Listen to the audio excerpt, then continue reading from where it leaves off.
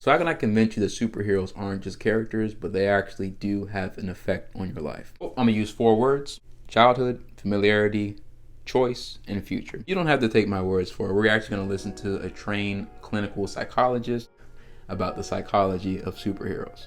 So one of the reasons why a lot of people connect to superheroes is because of our childhood. Have you seen my childhood? Our childhood is when our imaginations are the most unfiltered and limitless. When anything feels possible.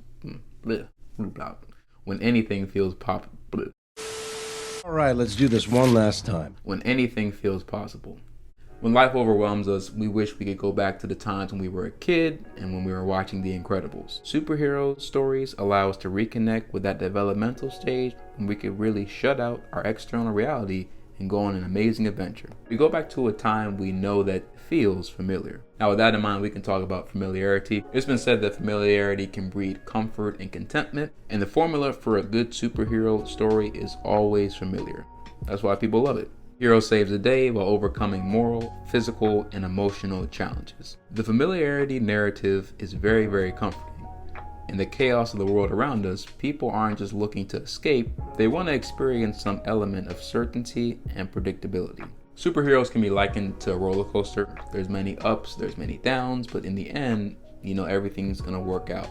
In fact, many people, I'm guilty of it, many people love to live vicariously through superheroes and just through fictional characters. From the words of a professional therapist, almost any of the stories that we hold dear are silly on the face of them. I get bit by a radioactive spider and now I have spider powers. It's so ridiculous, and yet it moves us to tears.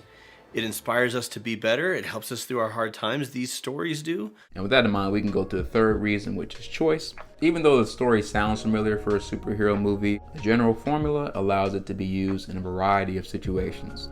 There's many different looks, personalities, emotions, backstories, strengths, and weaknesses that many people can identify and relate to. We can see ourselves in these traits and we can identify with these characters. We're drawn to them and how they overcome their struggles. And let's not forget that with every superhero we love, it always comes with a superpower that we crave, based on our own psychological fears or desires. Everyone's been asked the question, what superpower would you have and why? Superhero movies remind us that we do have a choice, and our choice can affect our future, which is the final point. As this psychologist states, I often find this idea resonates the most. We all have experienced something where we wish we had been rescued.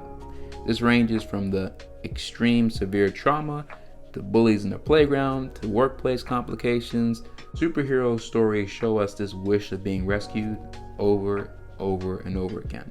And as a result, they can shape our future and our belief in the power of the rescuer. Aunt May said it best, but we can conclude with this line. Everybody loves a hero. People line up for them, cheer them, scream their names, and years later they'll tell how they stood in the rain for hours just to get a glimpse of the one who taught him to hold on a second longer. I believe there's a hero in all of us that keeps us honest, gives us strength, makes us noble, and finally allows us to die with pride, even though sometimes we have to be steady and give up the thing we want the most, even our dreams. This video was fun. I took 2 things that I love, psychology and superheroes, and combined them, and we'll have more videos like this in the future. We'll do more fitness and fandom stuff, but with that being said, that is it.